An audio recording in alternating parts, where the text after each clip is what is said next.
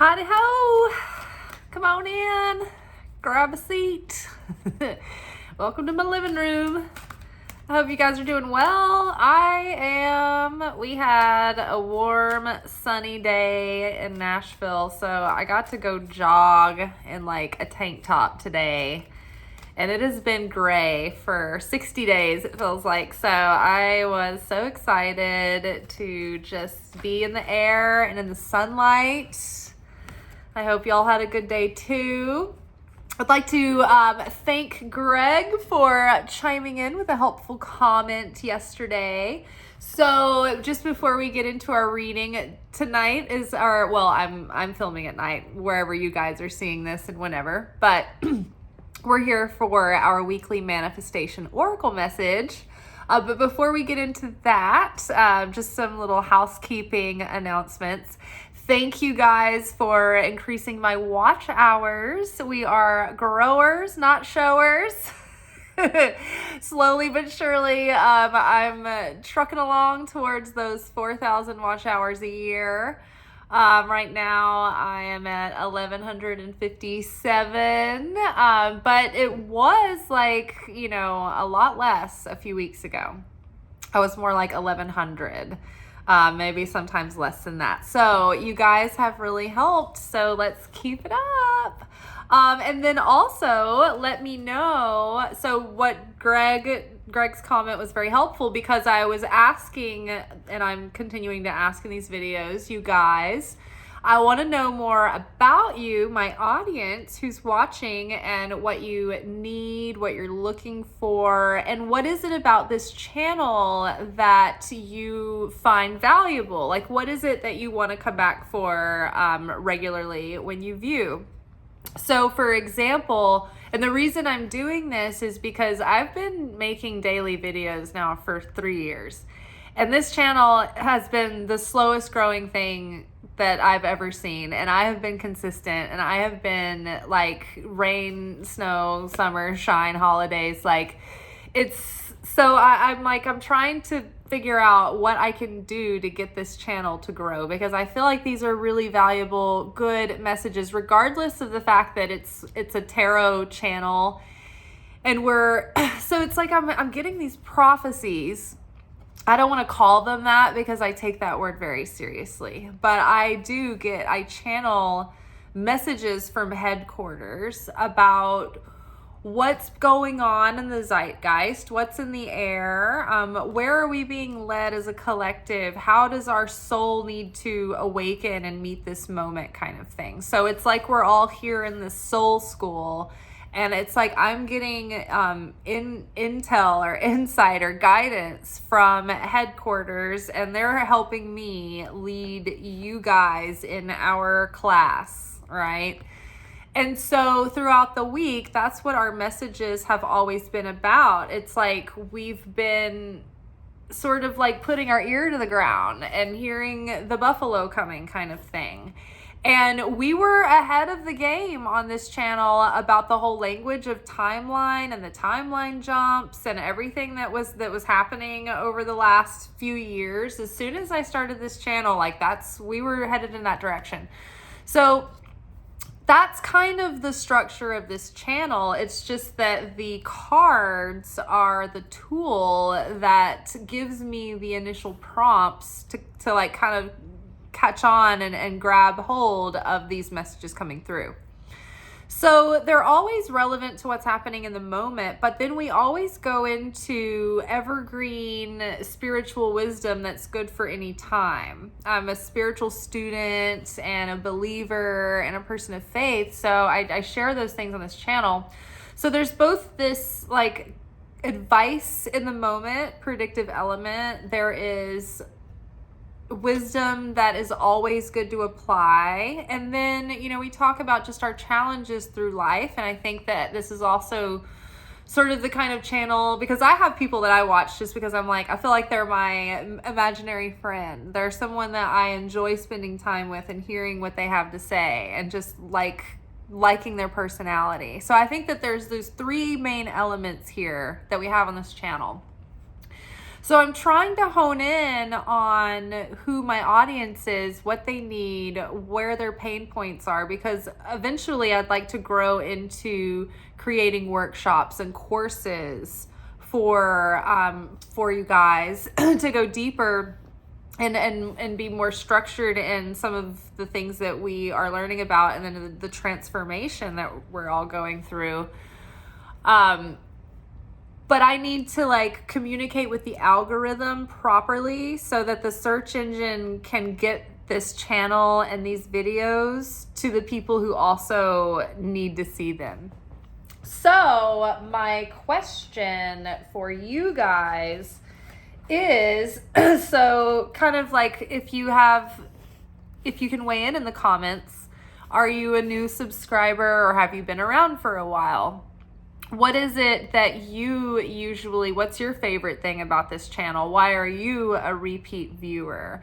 Is it because you feel like you're in alignment with the messages in a timely way and you like the tarot? Are you like a tarot person and you're like, oh, there's more spiritual wisdom here? Or were you looking for spiritual guidance about certain issues and then the tarot just happened to come with it?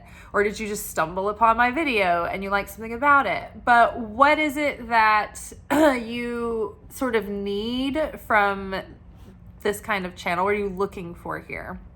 What are some of your main issues that you need help with in your life? So Greg's answer was really good and I appreciated it. He said he appreciated the spending time getting these positive messages, that I seemed sincere, right? And not just like someone who wants to be an influencer, but I have, something real and authentic to share with you guys from the heart. So that was meaningful for him. And that, let's see what else, that we talked about issues that helped him in certain areas of life where he was having struggles or challenges. And then he also noted that he really liked the way that I tie in Bible stories with real life and modern day life and kind of put it into that context.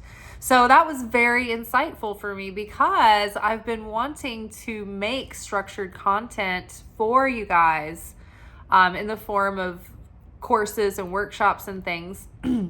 And if I did that, I'm really super interested in like sharing like from the Gnostic Gospels and from the Bible and from the Zohar and and doing kind of like these like Kabbalah courses, but through the way that I have learned and studied it. And I don't know, every teacher has their own way of teaching it, right? So I don't know. These are the things that I'm interested in sharing with you guys. And then let me know in the comments, like what it is that you find that you like about this channel, what you're looking for. And that will help me a lot because it'll help me choose the right keywords and title the videos the right way to get them out to the people that need them. And it will also help me come up with great ideas about things that I can create for you guys. That'll be specifically things that you want and need. Sorry to go off on that long tangent. Okay, so our first card out is Treasure Chest. And an unforeseen windfall of new abundance is coming to you now. I'm excited about that, and I feel that that is going to be true because today, like the energy felt like it was shifting. Like this week in general. It felt like last week was like kind of grabbing us and holding us into the struggle, and it was just like holding onto our ankles, and it was like stay in the struggle. But this week it feels like the feeling is lighter, right? The resistance is there, but it's lightened up a little bit, or we're becoming more resilient. But I feel like as we move into spring, Mars is going direct finally. It's been in retrograde, which has really been like holding us back against, like, no matter how much effort we're putting forth over the past, a couple of months, it's like, it seems like nothing that we did would really make much of a difference. But now it's like, whereas everything was being pulled back, even though we were trying to struggle forward, now that it's been let go. So now it's like we're starting to roll back in the other way, and we'll start gaining more momentum. But I'm liking the feeling, even as far as like I've noticed that the restaurant has picked up this week. So, you know, I think we're turning a corner here. But an unforeseen windfall of new abundance comes to you now. Now, this is the time of year. Sorry, I feel like every time I start these videos, like something wants to lock up my throat.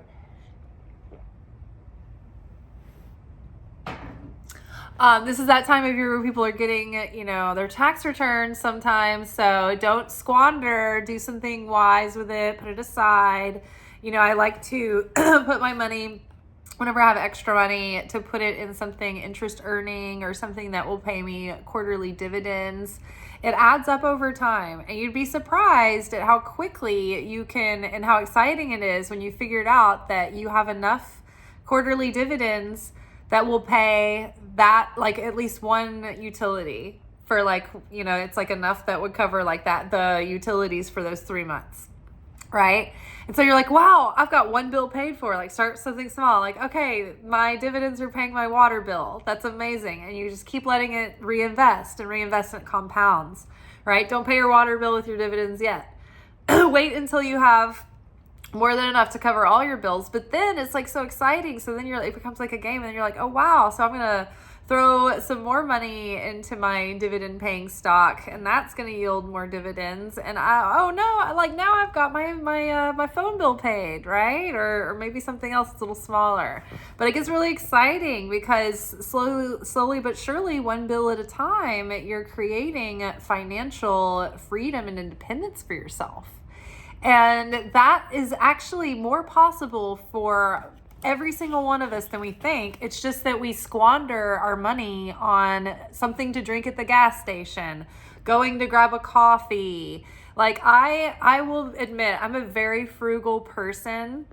I'm not cheap. I think there's a difference, because I like luxury, and I like richness, and I like indulgences. But I'm really mindful about where I do that, and I don't waste money on things that, like, don't make a difference to me. So I am the kind of person, I will go thirsty before I pull over and buy like an expensive water at a gas station or something like that.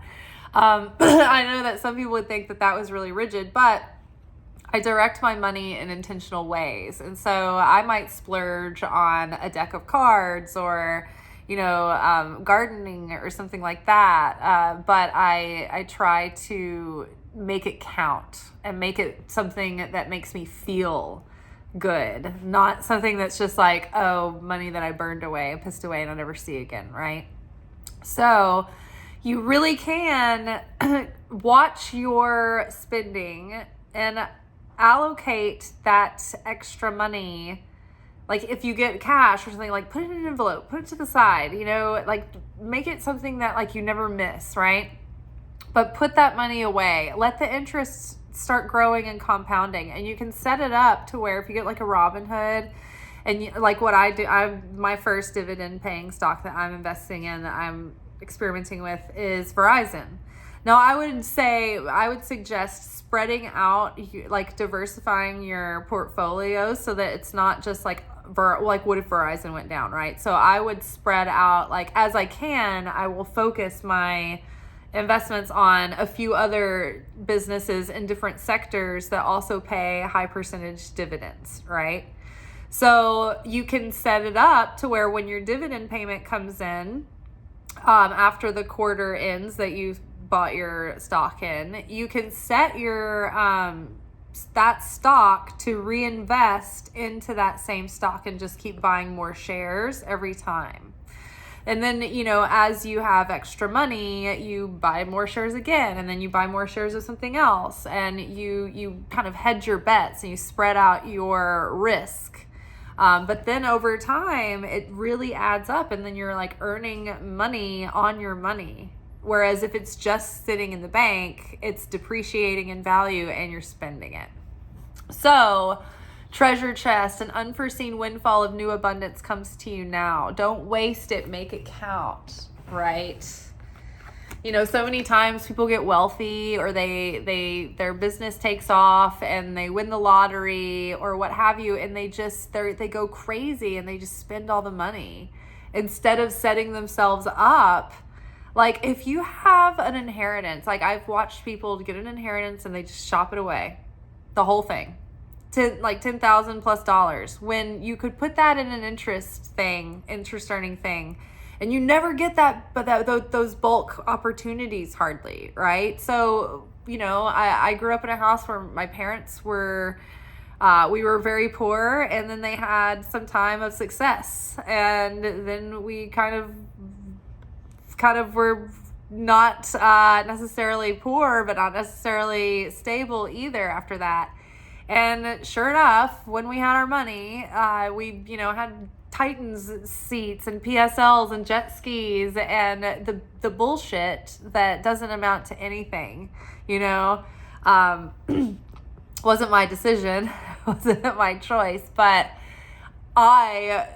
if I got a sum of money, and I watched people who I was close to, I dated a guy who got an inheritance, and I encouraged him, put that principal into something that earns you interest, and that is always there, and it's safe, and then it keeps giving you money. And from there, you have this passive income that's coming in, and it gives you so much more freedom and ability to take risks. He didn't listen. He bought a condo and bought a restaurant. So bought a building that was bare and then started the restaurant. And I guess the restaurant continued, but it's like, I don't know. He could have started the restaurant and had the millions of spending it all and not having any, and then struggling and, barely making it. You know what I mean? So if you get a chance to have some money, don't waste it. Put it in an interest earning something or another, and then you will enjoy that so much more, and it's going to compound over time. What is better, like a temporary fix, or financial independence where you might be able to work less or not at all?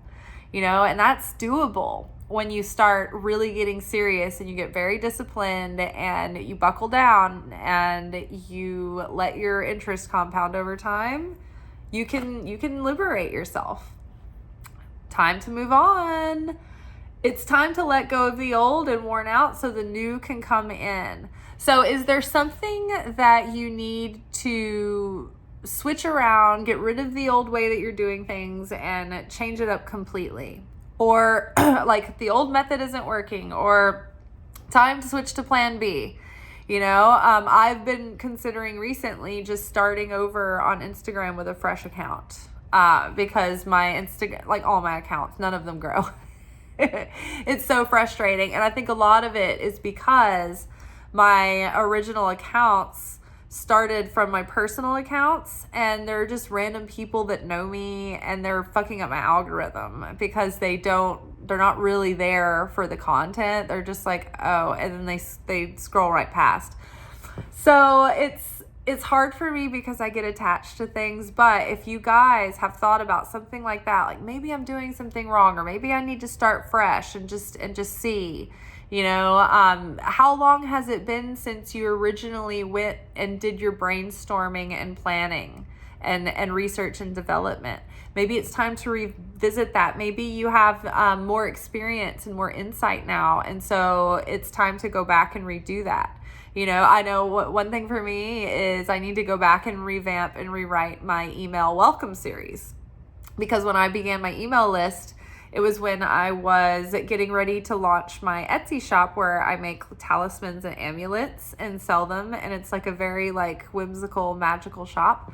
The link's below. It's there. It's still there. But at the time, that was what I was building the email list for, and so my welcome series is kind of more about that stuff. So it's like, oh, I've been thinking, I need to go back and redo that. So is there something you need to revamp, right? Do you have have you done an email list? Have you set that up? You can use MailChimp. It's really easy and user friendly, and there's all kinds of YouTube channels that can walk you through it. But you can create a little freebie to get people to sign up for your email list, like a video or a little workshop or a PDF that helps them in some way. Maybe you need to, change that up or refresh that. But either way, maybe there's something about the career that you're in now that it's not sustainable for the long term.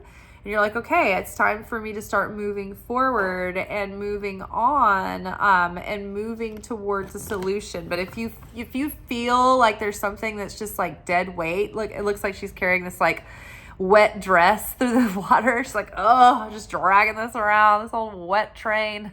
If you're dragging around an old wet train that's got a bunch of like dirt on it from the ground, what is it? What are you thinking that it might be time to leave behind and move forward and shift your focus?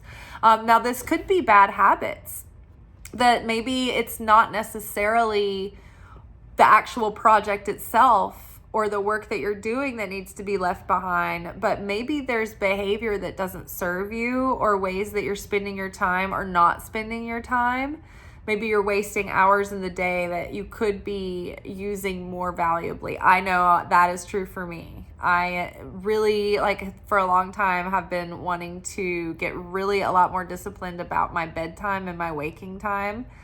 Because I work at night, I end up staying up a little bit later than I need to, and I need to go to bed earlier and get up early in the morning. So those early morning hours, I'm telling you, they just expand, they multiply. You can do so much in those fresh, quiet, early morning hours. And you know why? Because Kabbalistically speaking, those are the most positive hours of the day. They have the most light, the most power, the most... they pack the most for their punch. It's because the creator is in that fresh light of the day.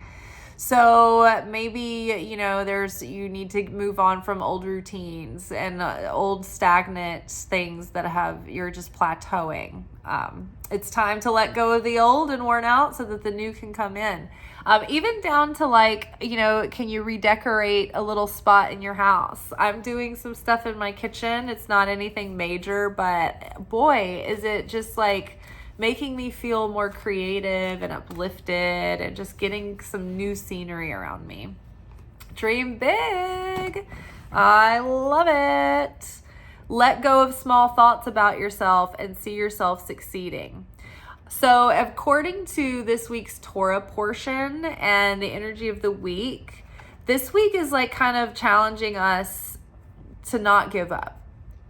It's making us question look at our motives behind what we're creating, what we're doing, what we're offering.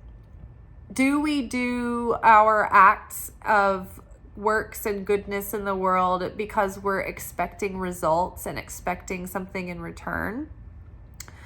If so, that can sort of wear down your energy and it depletes you because you're looking for the return on investment and waiting for results and when you're looking for the result or you're waiting for the answer or seeing if you got it, you're just constantly checking and checking and checking. It's emotionally exhausting and it spills out your energy and your sovereignty. So it's a lot more beneficial to give from a place of completely just service, like certainty, service, giving, sharing, without expectation of a specific result. You just let go of the attachment of your ego to a certain outcome. It doesn't mean you resign yourself or give up. You show up and do the best you can. You give it your all and you're I can't be stopped. I'm unstoppable. Nothing will stop me. I will never give up. And you give it all you got and you give your best. But after that, it's I am out of control of this. I don't know how it's going to go. And I've got to be fine with it either way. And also there are a lot of things that happen, for instance, on the other side of that, tests will come up and you'll be oh my gosh, you'll be asked to do something to stretch you out of your comfort zone. It might be inconvenient, and if you're willing, really from the heart, if your consciousness is you know what, yeah, even though this is not what I would like to be doing right now, or, you know, like, oh, this is harder than I thought. But if you're willing to give your all to something, then a lot of times the need for the test will dissipate and the situation will go away. Like, my Kabbalah teacher David was talking about this week, because this is like, these topics are coming up, but he was talking about how, like, if somebody, you know, asks you the bill like late at night, last minute, like, hey, can you come get me from the airport? You're like, I'm about to go to bed. I've got a huge day tomorrow. I need to get my sleep. But then you're like, well, the friend wants to spend time with me and we haven't, you know, this is an opportunity to connect. And, you know, but really it's like, you're not wanting to go. And so you're torn either way. And so at that point, it's like the test has already failed either way, because you're spilling out the light. But if you're like, you know what, I'm willing to do this. I'm going to do it. We'll just make the best of it. And you know what? I'm just going to believe that the Creator's going to give me the energy to get through it tomorrow. Whatever is going to serve the Creator will support me. And so then you get up and you're like, I'm ready to go. And you got your shoes on. And then suddenly the friend calls back and they're like, you know what? Let's just do lunch, you know, day after tomorrow. You get your rest. I've got a car. You're like, oh, so because you were willing and you were like, you know what, I'm going to do this. That's just one example. But you guys know what I'm saying. Like, when things come up and you're like, oh, fuck, I don't want to do this. It's like, at that point, like the fuck, I don't want to do this. Oh, for my mom last year, she had a broken leg. And so she had to go to a lot of physical therapy appointments. And this was like once a week physical therapy. And I did not have a lot of days off. Like, I was working like 6 days a week at the time and doing some other extra things. And I was just like spread so thin, but I was taking her to these appointments. And I remember at the time feeling like I wish somebody else would take turns with me. It felt like I was like burnt out and tired, and like I was at the end of my rope, and like all of this stuff at home was like piling up. I wasn't able to keep up with it all. But I kept taking my mom, and I didn't always have, like, sometimes I was a little bit short with her. And after the fact, I realized that was quality time that I had the opportunities to spend with her every week, where we could grow closer and heal our relationship. And it was a chance for me to be a vessel of sharing and a vessel of strength and support to her. And I was making it about myself, and I was victimizing myself, and I was being selfish. And so later on, after the fact, I realized, like, oh, even though I showed up and took her to the appointments, I totally missed the opportunity because I didn't truly appreciate it while I was in it. So I don't know why I originally went off onto this, but obviously it needed to be talked about. But dream big, let go of small thoughts about yourself, and see yourself succeeding. Oh, yes. So you may have felt tempted to give up all week, right? Like you've been challenged and you've been pushed, like the opponent and all the henchmen of the opponent are like pushing you around and trying to get you to quit. Literally this morning I woke up and I was like, I can't go on. I can't, like, this is just like, I'm wasting my life. No one's seeing these videos. Like, no one's even like watching the whole thing. Like, they're just accidentally clicking on them and clicking away. Like, years of my life are just going down the drain. And like moments later, I was like, this is the opponent trying to prevent me from like answering my calling and like doing my mission. I was like, I can't quit, but I am tired, you know? So don't give up on yourself. If you have an important mission, of course the opponent is going to try to stop you. Everything is going to be inconvenient and challenging, and you're going to get pushed back. The people I've watched this, I'm always like surrounded by people who have it so easy, that are living like vapid, meaningless lives that only for themselves, and they're even like borderline like questionable characters.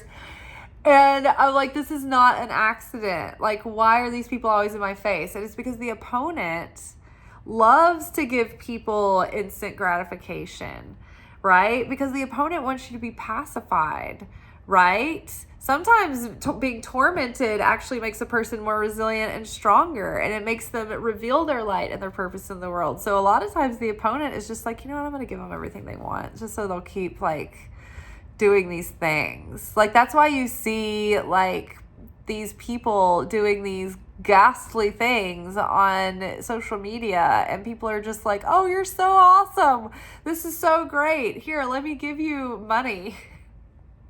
And the people who are like showing up, like trying to bring like real value, like I'll oftentimes have a hard time, because the devil is supporting those other people to keep them asleep.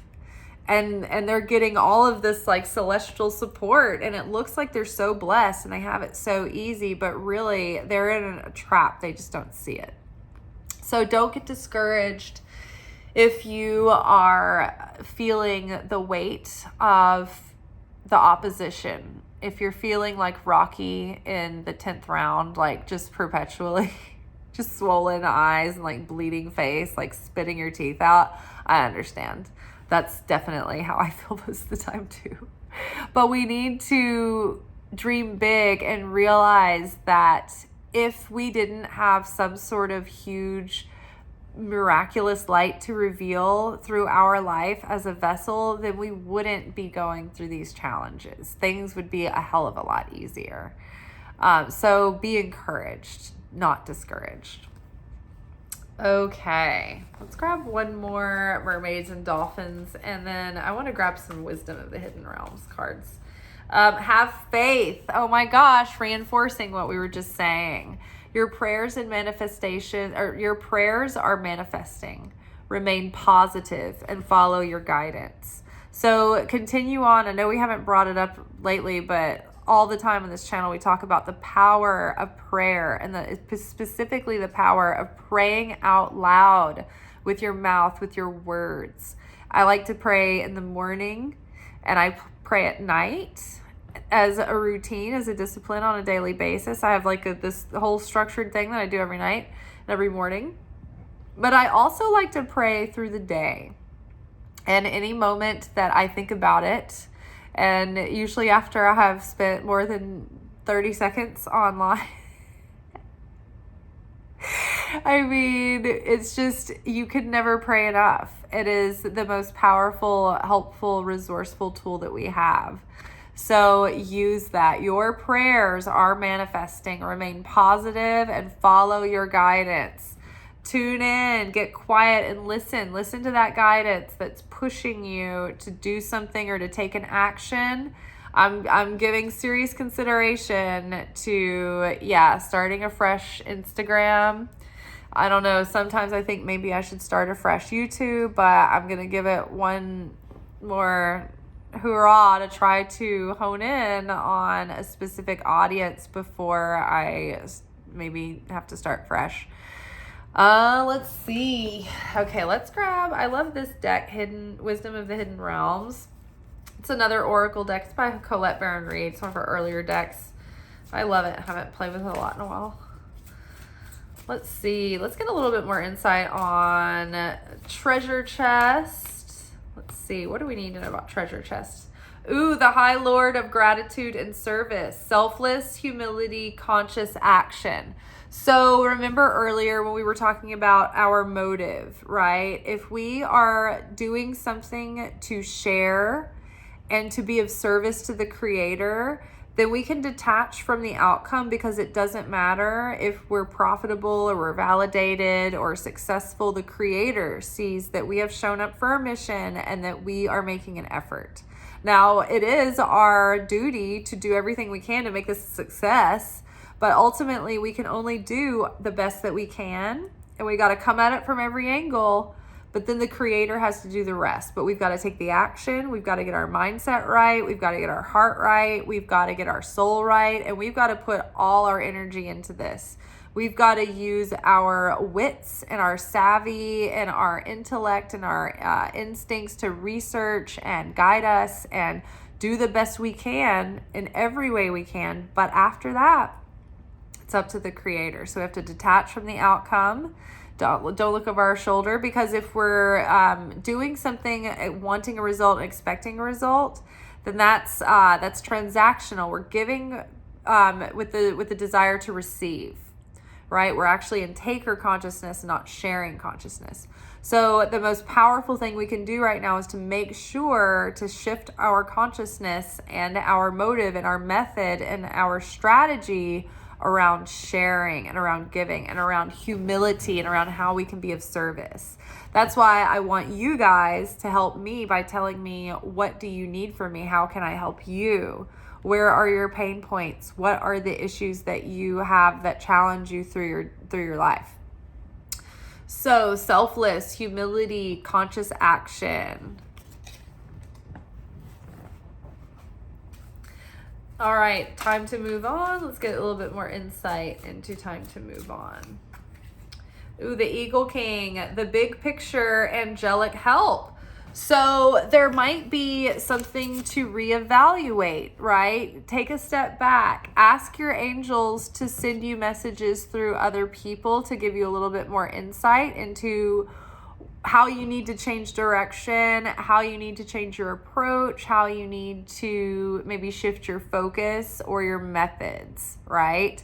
But zoom out and detach and look at the big picture, right? Look at your issue as if it wasn't your issue. If it was somebody else, what would you notice about that? If you weren't emotionally attached, right?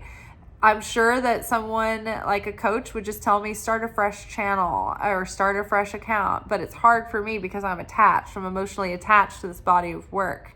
But you guys will know what's applicable for you. And then the keeper of the scales, fairness and balance. So yeah, I mean, have balance in this. Look at things from a point of view of cosmic fairness and cosmic balance, right? Look at the big picture. Okay, so time to move on. Make sure that it's like you're giving, but it's also like it's reciprocal, like you're putting your efforts into something that will yield long-term value, like true value. All right, dream big. The Well Watcher, wisdom, power of the divine. So the Well Watcher and dream big, like watch your thoughts about yourself. Watch your limiting beliefs coming up. Watch your attitude, right? My nephew and niece, not my niece, but my nephew's wife, like we all work together, and we were working together tonight. We were all talking about, because we're all, creatives in different ways. So we're talking about like our projects and social media and things. And she was giving me some advice, and I was just like, when you're burnout and you've tried a million things already and you're like, I don't want to do that. I don't want to do that.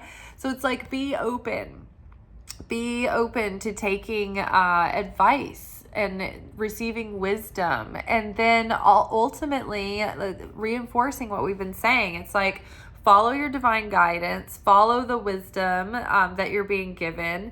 Pay attention when, somebody's got a nugget of gold for you. Don't just take everybody's advice blindly, but if it use your discernment, but if it resonates, then take it and do something with it.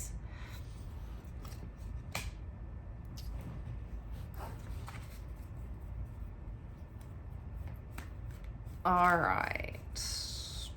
Have faith. Oh, I was shuffling with the wrong deck.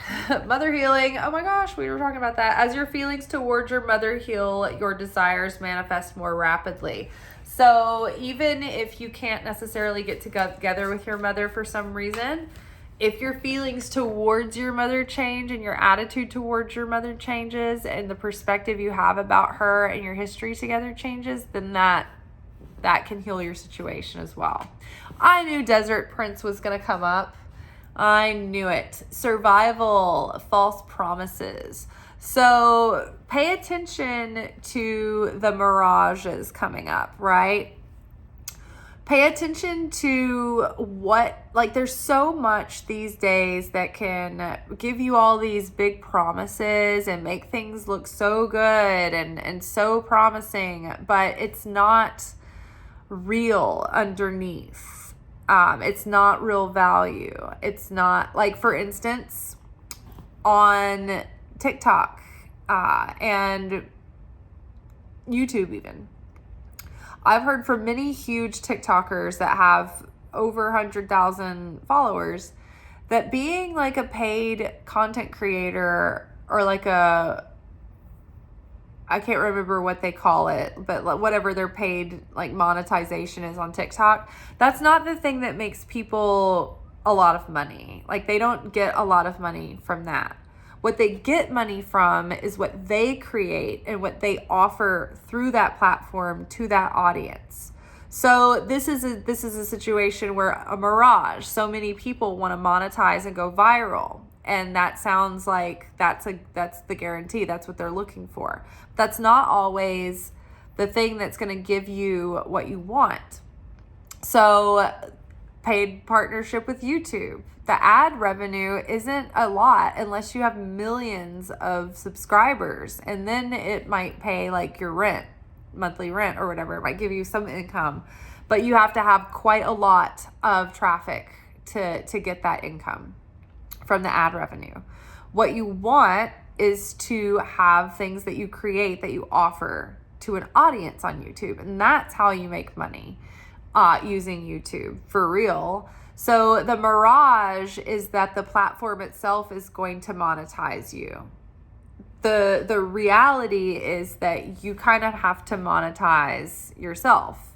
So there's so many things these days that look a certain way from the outside, but once you get in, you're like, oh, this isn't what I thought it would be. This isn't what I was thinking. Like, for instance, a lot of people who are creative and they're already creating content, they're like, oh, maybe I can get a social media management position at a company.